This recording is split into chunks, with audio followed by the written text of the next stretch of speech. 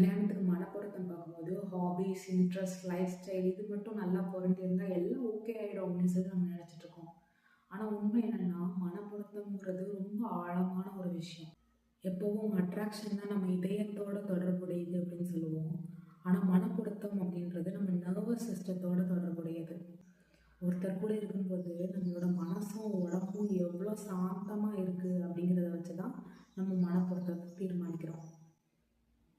ஒருத்தர் கூட நம்ம உண்மையிலேயே சேஃபாக ஃபீல் பண்ணோம்னா நம்ம உடம்பும் மனசும் ரொம்ப அமைதியாயிடும். அவங்க முன்னால் பொய்யா நடிக்க வேண்டிய அவசியம் இருக்காது. அவங்க எப்படி நடிச்சிருவாங்களோ அப்படி நடிச்சிருவாங்களோ அப்படின்னு சொல்லி நம்மளையே நம்ம ஒழிச்சு வச்சு வாழ வேண்டிய அவசியம் இருக்காது. ஸோ சரியாக கம்பேட்டபிலிட்டி இருந்தால் நம்ம அவங்க கூட இருக்கும்போது அடுத்து இந்த ரிலேஷன்ஷிப்பில் என்ன ஆகுமோ அப்படின்னு சொல்லி பதற மாட்டோம்.